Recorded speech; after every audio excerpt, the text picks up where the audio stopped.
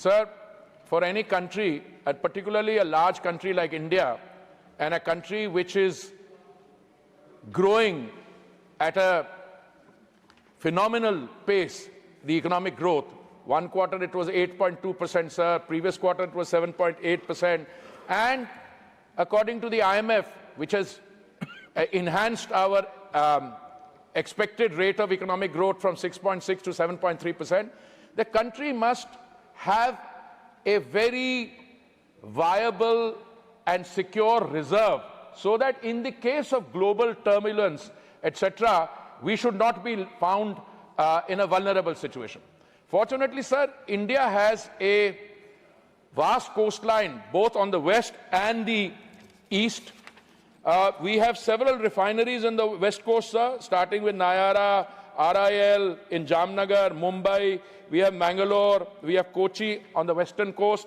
We have Chennai, Tatipaka, Vizag, Paradeep, Barauni, Haldia on the eastern coast.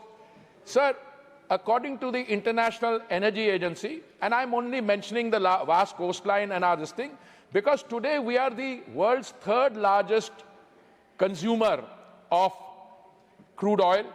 We have the world's fourth largest reserve refining capacity, currently around 260 million metric tons per annum, going on to 320 million metric tons per annum. And we are also the world's fifth largest exporter of petroleum product. Now, the strategic petroleum reserve is designed to ensure that in case of total global turbulence, in case supplies cannot reach either from the western coast or the eastern coast, we must have enough stock left in order to meet that.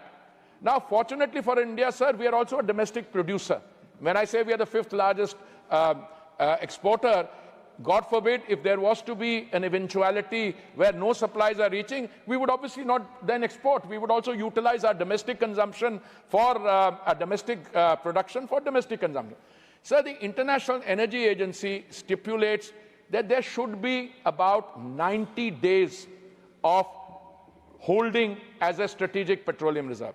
But I also want to point out, sir, these are estimates largely relevant. I'm choosing my words carefully. I'm not saying they're not relevant for others. 90 days largely relevant for OECD countries, also smaller OECD countries. You know, when there was a global crisis and there was total volatility, the IEA, International Energy Agency based in Paris, it stipulated that countries which had large reserves, they should release some in order to stabilize the global price. So which are the countries which release stocks in differing quantities from their stocks? One was the United States, the other was India, and third was China, and the fourth, I think, if I recall correctly, was Japan. So we are in the happy situation that we were able to rise to the situation. Today, sir, we calculate our reserves, not only what is in the caverns, and these are in 3 places. I can't go into precise details, although some people speculate. They are in the states of Andhra Pradesh, in the state of Karnataka, and the third one we are hoping to get started, sir, in Odisha soon.